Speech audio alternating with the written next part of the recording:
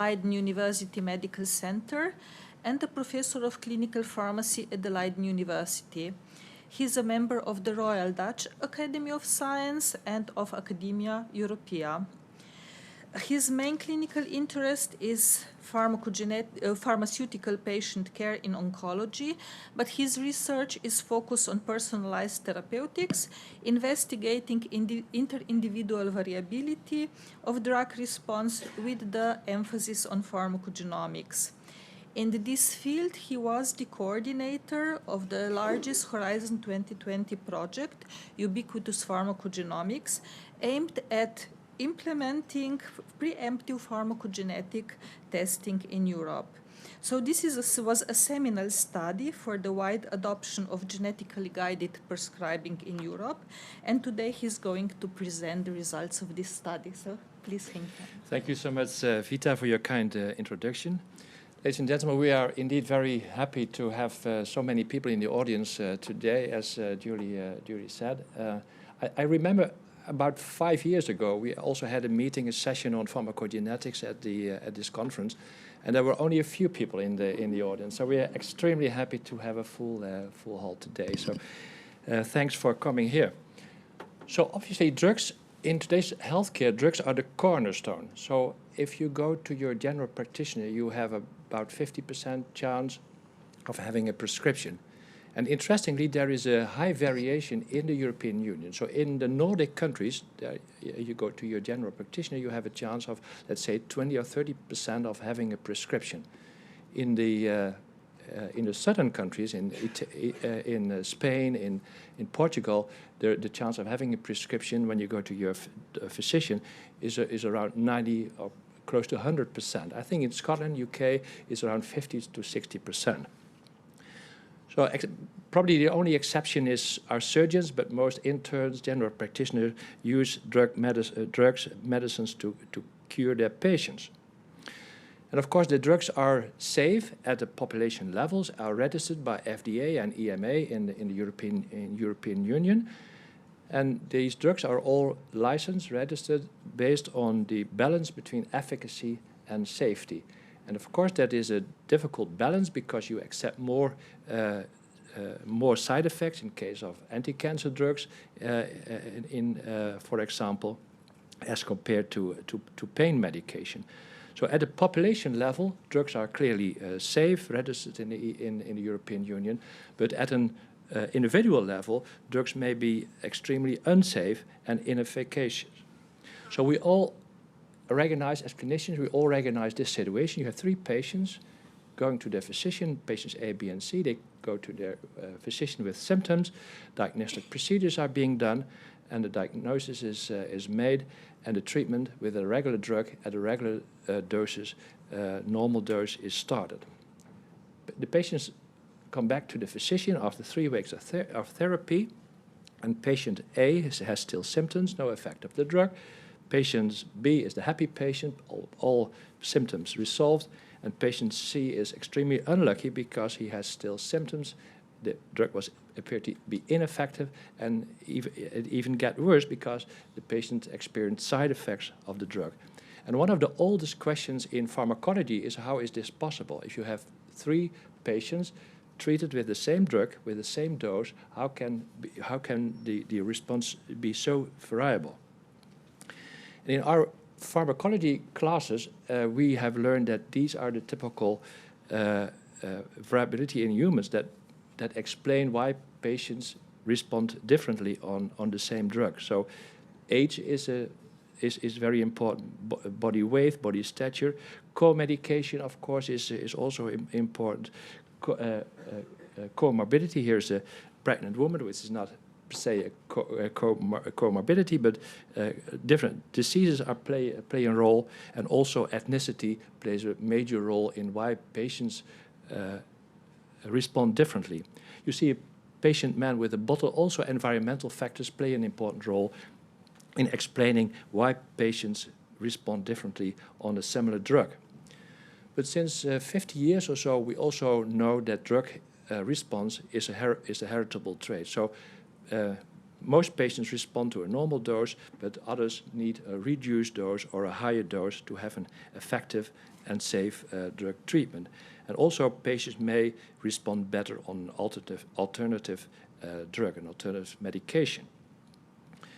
The concept of pharmacogenetics is relatively simple, so we would like to perform a DNA test which point out in a heterogeneous population which of the patients should receive 100% of the dose, the normal dose, or a dose reduction, or a dose increase of the dose, and which of the population need an alternative drug, drug B.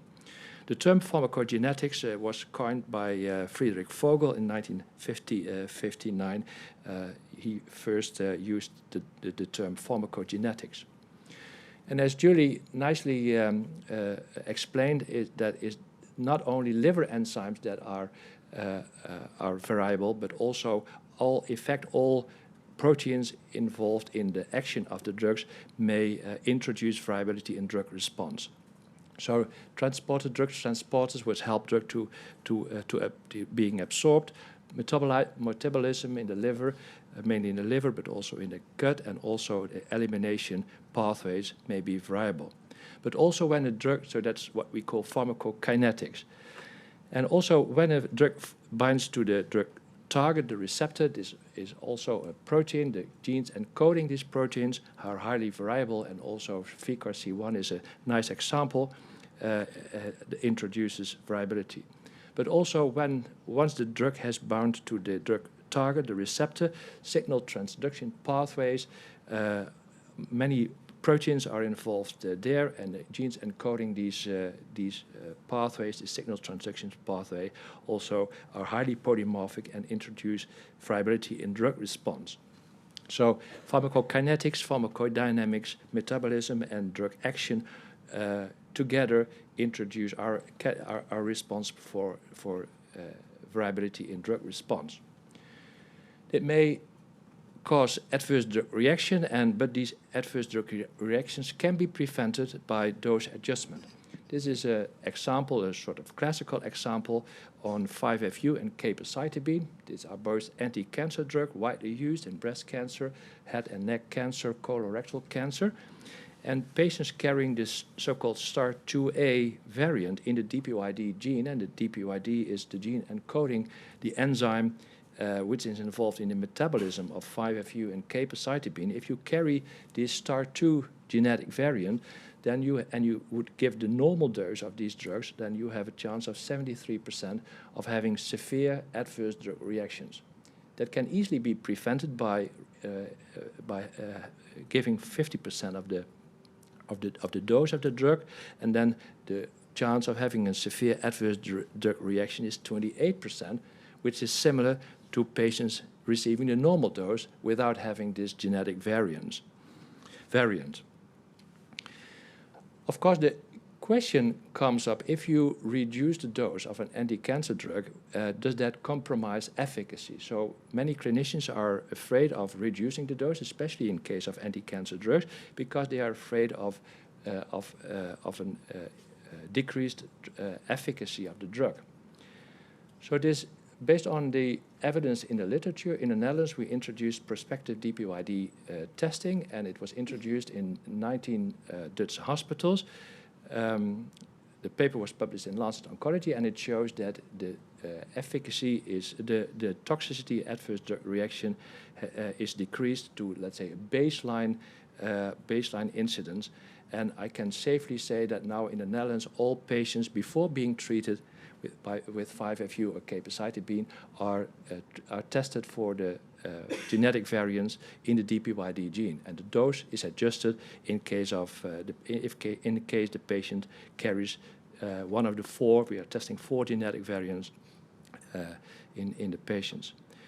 So in this large study in 19 hospitals, we also looked at the progression-free survival and overall survival to answer the question, does dose reduction compromise efficacy? So what we did, we collected survival data from patient progression-free survival and overall survival in the patients from this ALPS, so-called ALPS study. We added patients from that were genotyped during routine clinical care in the Dutch Cancer Institute, and these patients were matched 1 to 3 to patients with a wild-type DPYD gene, and we compared the survival using Kaplan-Meier analysis. And in the red box, you can see that both progression-free survival and overall survival are similar in the patient who had a genotype-adjusted dose correction, dose adjustment, as compared to the patient who had a full dose, a normal dose, and were no carriers had no DPYD genetic variants. So this study shows, and this is unpublished data have been submitted to a cancer journal, and it shows that dose reduction of 5-FU capecitabine can be done without compromising efficacy. In 2005, we established the so-called Dutch Pharmacogenetic Working Group, because the question for clinicians is, if you have a patient with a who carries a genetic variant, which dose can be safely given and to avoid adverse drug reactions without compromising efficacy. So in 2005, this working group was established, multidisciplinary working group, and in fact we had 2 aims. The first aim was to develop pharmacogenetic guidelines based upon the systematic review of the literature, and the second aim was to integrate these guidelines in the electronic prescription systems and medication surveillance systems for physicians and pharmacists. Currently, we have assessed 108 gene-drug combinations, and about 50% of those appear to be actionable. So we have integrated these guidelines in the electronic prescription system. Physicians in the Netherlands prescribe using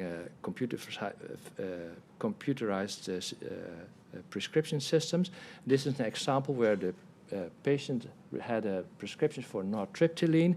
The patient is a CYP2D6 poor metabolizer, and the system generates a pop-up showing that there is a contraindication, so the dose should be adjusted. And in the pop-up on the right side, and the B mark, it says that it tells the clinician how the dose should be adjusted based on the guideline. This Dutch pharmacogenetic guidelines tells you how to interpret the test result if in an individual patient, but it does not tell you which patient should be genotyped. And that's why we developed the so-called clinical implication score. The clinical implication score, all 108 gene-drug interactions were scored for several criteria. The first criteria is the severeness of the adverse drug reaction that can be prevented by genotype-guided prescribing. So if a grade 5, CTC grade 5 adverse drug reaction can be prevented, then you will give 2 pluses. The level of evidence is included in the clinical implication score. So if there are 3 or more studies with a level of evidence, the highest level of evidence of 3, then you receive 3 pluses.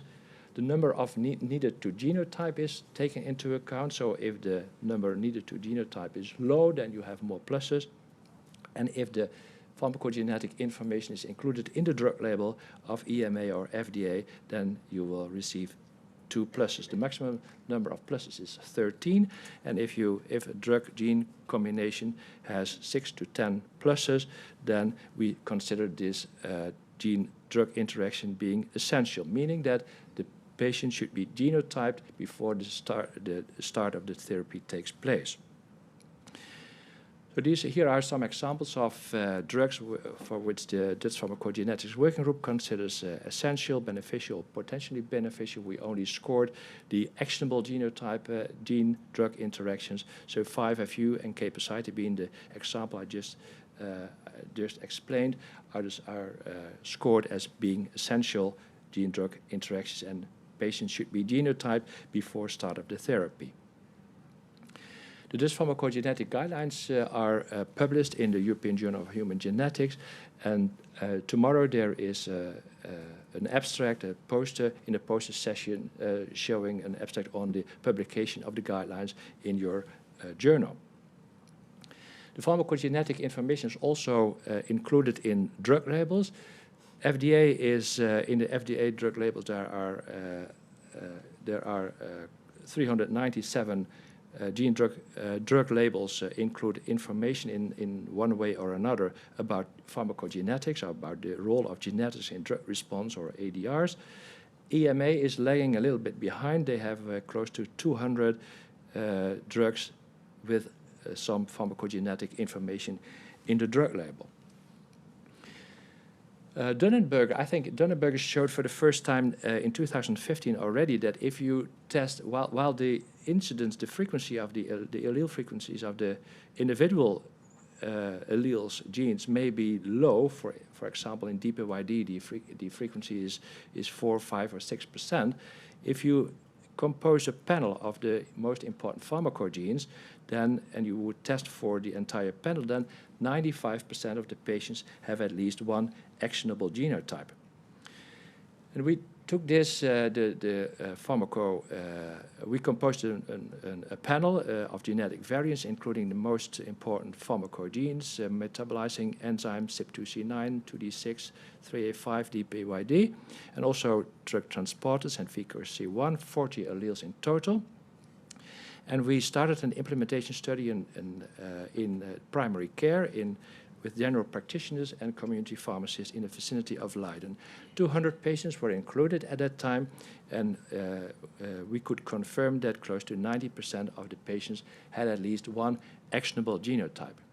But there are also about 10% of the patients carrying 4 or more actionable genotypes. And if you discuss the drug treatment with this patient, they have many complaints about adverse drug reactions and many switches before they had an effective drug therapy.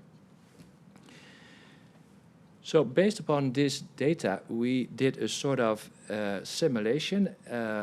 Imagine that all patients in the Netherlands would have this drug passport. We estimated from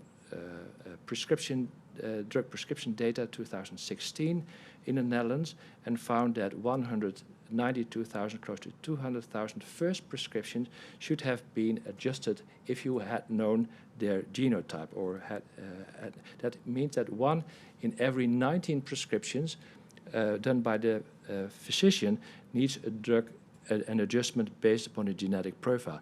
5.6%, which is much higher than most physicians think, based upon their experience. We also performed a cost-effectiveness study. We made a decision analytic model. We took the number of drug users, and the number of starters on these drugs. We included the Dutch pharmacogenetic guidelines here. Also extracted the absolute risk for death for all these phenotypes. We added the costs of the genetic tests. We added the salaries of clinical pharmacists, medical specialists, and the cost of the drug themselves. And this study, this simulation, shows that of the 7 essential drug-gene interactions included in our study, 160,000 patients should have had at least used at least these drugs. And if you estimate the number of prevented death, we calculated that more than 400 deaths could be prevented by applying genotype-guided prescribing per year, at a cost of 55,000 euros per year, which we think is cost effective. So the next step was that we took all the actionable gene-drug interactions and developed a pharmacogenetic passport, a panel of actionable germline genetic variants, including a total of 14 pharmacogenes and 58 genetic variants. And we developed a smart card, a decision support system. This includes a QR code. The card can be given to the patient, and using your iPhone or iPad, you can easily scan the QR code, and then you will be directed to an interpretation of the genotyping results using the pharmacogenetic guidelines of the Dutch Pharmacogenetics Working Group. So here's my card, my smart card being scanned. I'm a CYP2C9*1*3 genotype, and if in the case I would have prescribed phenytoin or warfarin, I need an adjusted dose. It explains how the dose should be adjusted, and you can also see all the results of the genotypes, the genes included in this panel, including and also the drugs for which this is relevant, and all variants being tested in this panel, all the 58 genetic variants. In a European study, and Vita already mentioned this, the so-called PREPARE study, we tested the clinical utility of this pharmacogenetic passport in 7 countries in the European Union. This was funded by a large fund from the European Union in the Horizon 2020 program, and we received 15 million euro to do this study. We established a UPDX consortium with main institutes famous for their work in in pharmacogenetics. Again, we had 7 countries in the European Union who had implemented this pharmacogenetic passport in clinical routine.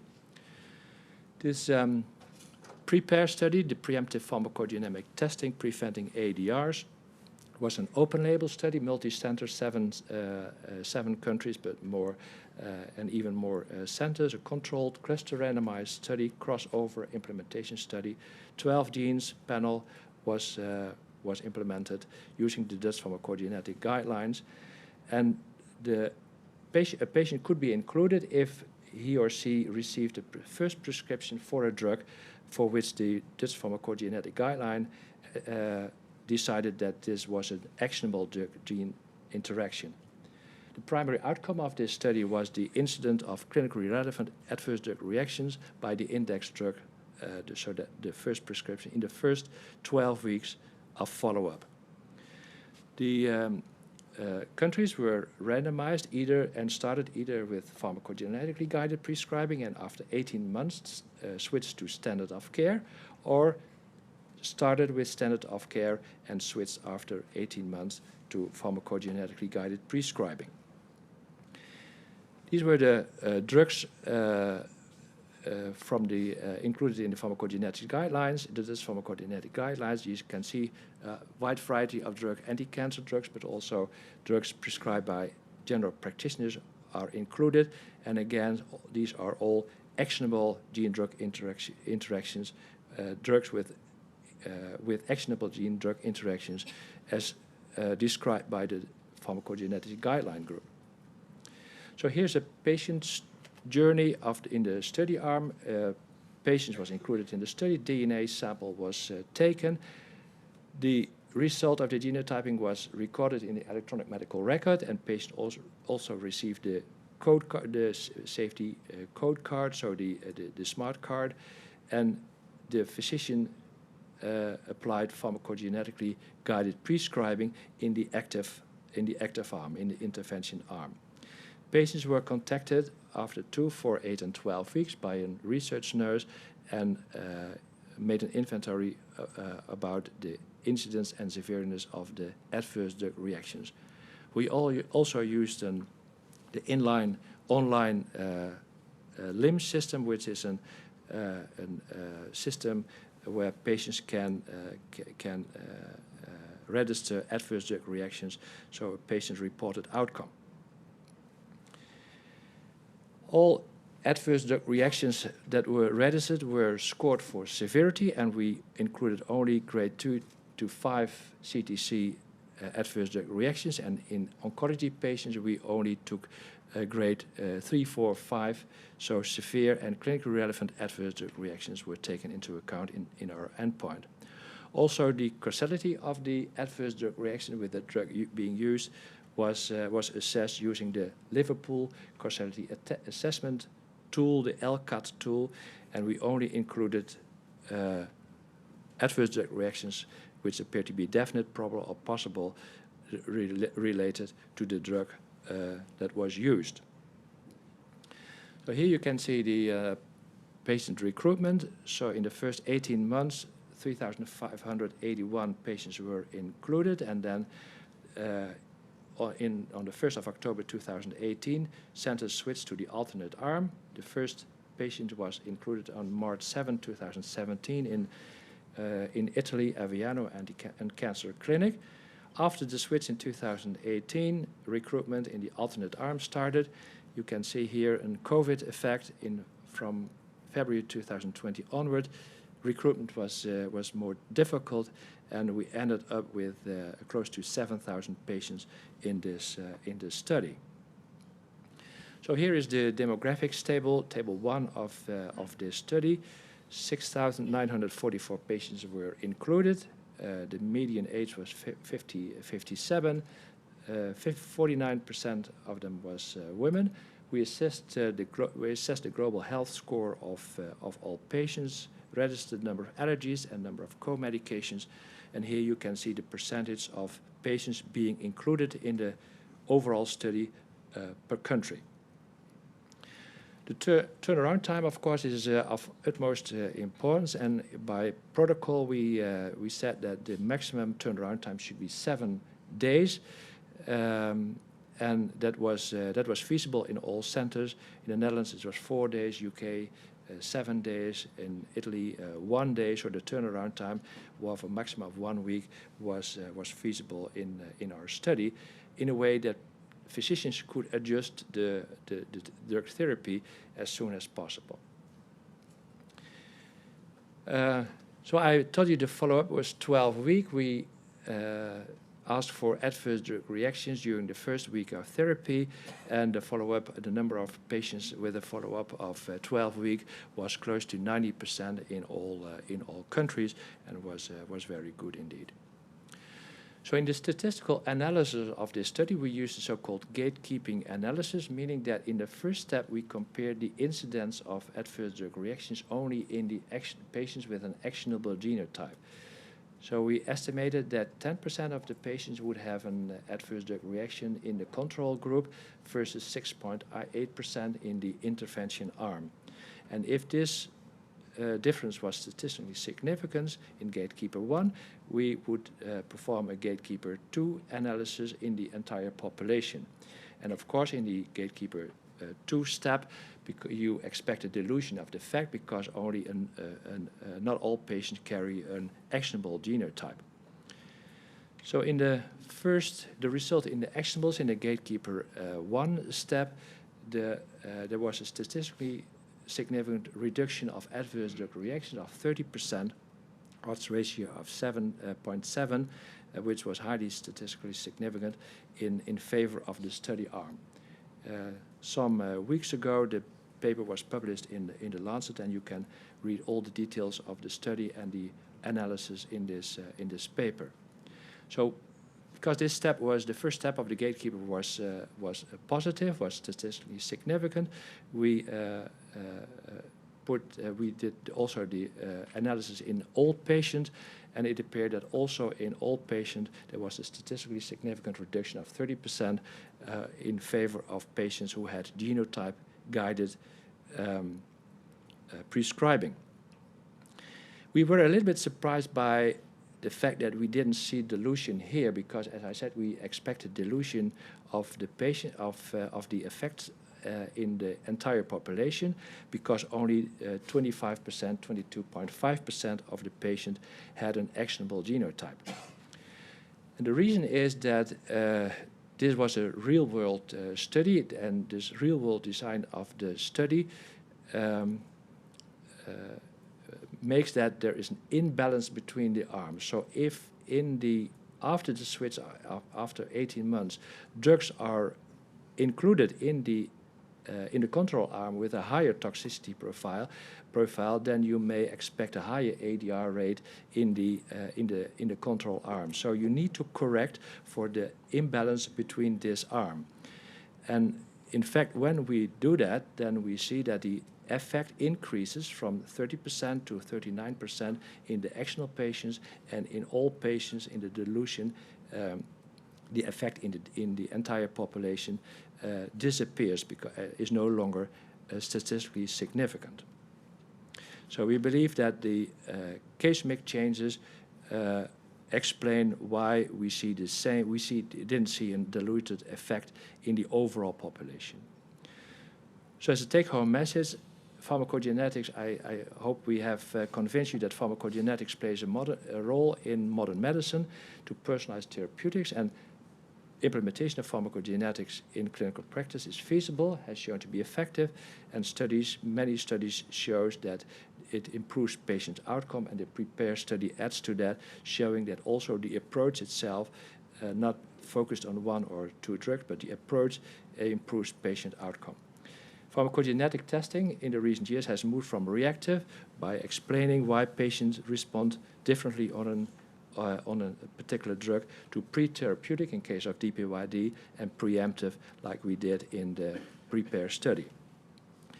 As I said, the PREPARE study was a large European project funded by the European Society, EU Society, and more than 150 persons have worked on this UPGX project. Thank you for your attention.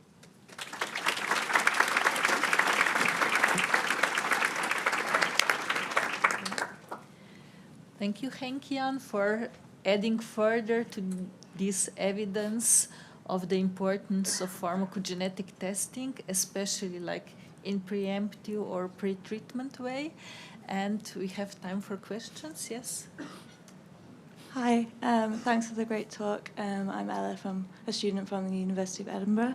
I just have a kind of general question about pharmacodynamics with multimorbidity and comorbidities, especially as the enzymes that have been discussed today are present in a lot of drug metabolizing action. So if people have like cardiovascular disease and then also depression, and you know the targets are CYP219 or CYP2D6, kind of how you navigate that in the field.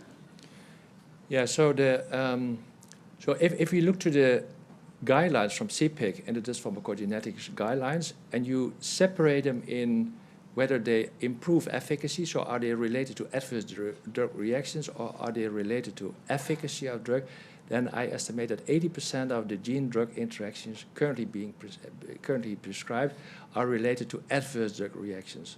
So the field of drug efficacy, FCRC1 is a very nice example where there's the opposite, but let's say that part of pharmacodynamics is relatively unexplored. So I think in the next years we will see many studies also where variation in drug targets and signal transduction pathway make it possible to improve drug efficacy.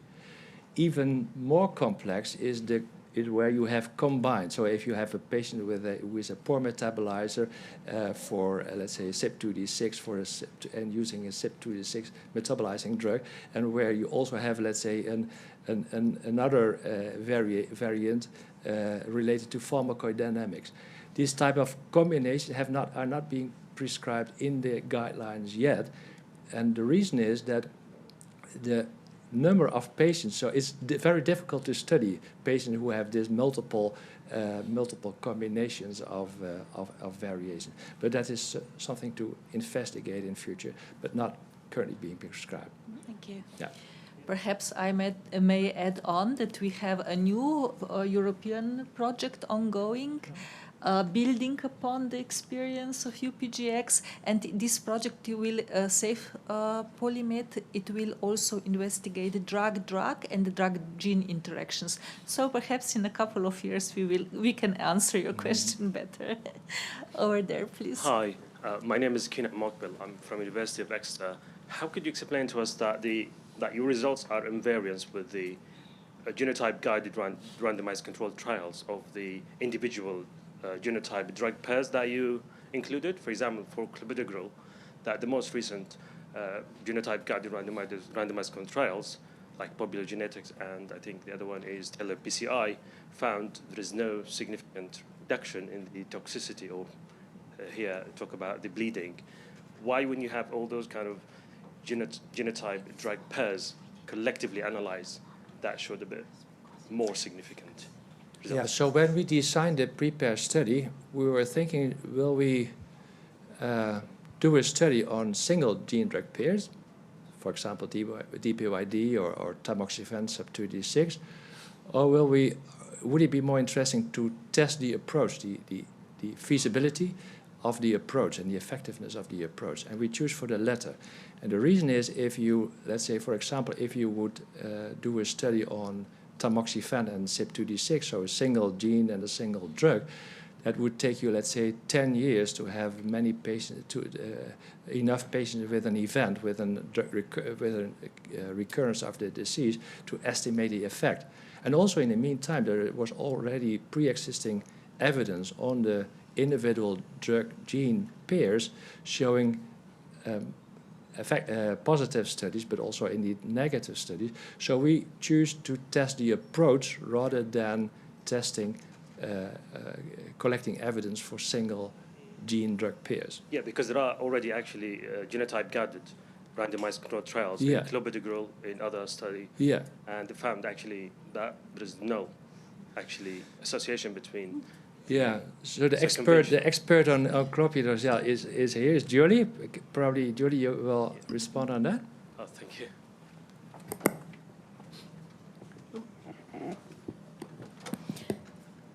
Yeah, so I think if you looked at Taylor PCI, it's like 0.051 or something like that was the p-value. So, I mean, if you say that's not different, but the point estimates all suggested benefit. But there's also been a couple of meta-analyses, one published, I think, a couple years ago in Lancet, that take the randomized controlled trial data and some data like studies from ours that really pretty conclusively suggest that genotype-guided approach is likely to improve outcomes, that clopidogrel, so there were head-to-head trials of clopidogrel versus either prasugrel or ticagrelor that looked like those drugs were better than clopidogrel. These meta-analyses also make very clear that clopidogrel was just handicapped, if you will, by 30% of the population not being able to bioactivate, and if you take those out, the drugs are essentially identical. I mean, you're correct. The data are very clear that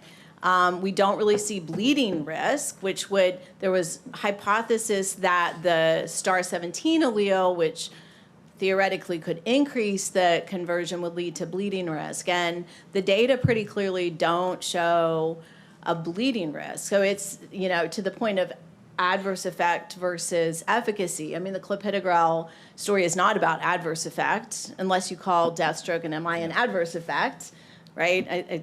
As a cardiovascular person, to me, that's the efficacy of the drug. Although I think in your analysis, you call it an adverse effect, because it is. It's an adverse outcome. And so, yeah, I mean, I think that there clearly are still non-believers about the data. I personally would never take clopidogrel or have anybody in my family take clopidogrel without knowing their genotype. I'm not going to take the risk, right? I'm not going to take the risk that they have a death, stroke, or a heart attack because they have a genotype that doesn't allow that drug to work as well as the alternative drug may work. I think you'll also see soon, if it's not been published in the last few weeks, a statement from the American Heart Association about genotype guided approaches in clopidogrel therapy, which is not a guideline per se, but is a pretty strong statement about use of that in clinical practice. Just to add, actually, also, the efficacy didn't show. The randomized controlled trials found actually that the standard of care is not inferior to the genotype-guided randomized controlled trials. So, or that. Large study. Yeah, but they missed significance by like, you know, But still. 0.002. So again, like, yeah, I mean, if you're a statistical purist, that's correct. Yeah. Thank you. One last question. Okay, thank you. Guido de Wecht, Maastricht University Medical Ethics. Thank you for your highly informative lecture. My question is about the future. I can imagine that there may be rather different scenarios for possible future large-scale pharmacogenomic screening. One of the scenarios might be the inclusion of this type of screening in the context of newborn screening. Did you already think about such possible options, assuming that it could be evidence or will be evidence-based? Yeah, so that is thank you for your question. It's a very interesting question. So when the results of the PREPARE study were published in The Lancet, there was a lot of publicity in the Netherlands around this study and in fact in Europe. And our Minister of Healthcare in the Netherlands started an inventory, a survey in hospitals and all other stakeholders on the question, how should we implement now pharmacogenetics and in what way? And one of these scenarios is to include this in the heel prick, because that could be done. The thought, of course, here is that this is lifelong stable, so introduce it as early as possible. Another interesting approach, and that's what we tried in Leiden already, is people who came to our clinical genetics department who were sequenced because they were suspected of an inherited disease, and we prepared and we made a bioinformatics tool to see if we could extract the data from the pharmacogenetic passport from their sequencing data. So we had 1,600 patients. We asked this patient, so we have your sequence data. Would you be interested to collect the pharmacogenetic passport? And over 85% answered yes. And for this patient, we extracted the data, put the data in the electronic patient record, and from now on, the data can be used while prescribing drugs. So that's also a very interesting scenario, repurposing genetic data. This would be in line with the recommendations of the American College. Yeah. It's the so-called opportunistic genomic screening. From an ethical and societal perspective, the problem may be that it might be unjust, because only the people that already do have an indication for a particular clinical sequencing, only they will get the offer. Whereas if such screening is proportional, you could argue that it should be accessible for all. Yeah. So of course I'm in favor. Yeah, I'm in favor of. So we are discussing now with healthcare insurance to see how reimbursement of testing can be arranged, and it should be paid by the healthcare insurance. But that's a very difficult and lengthy discussion. So an easy way to is to repurpose data that are already there, and that's what we did in the clinical genetics. Thank you. Thank you. Okay.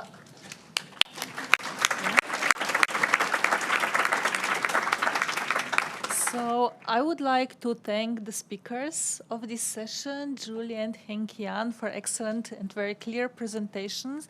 I would also like to thank all the audience for active participation.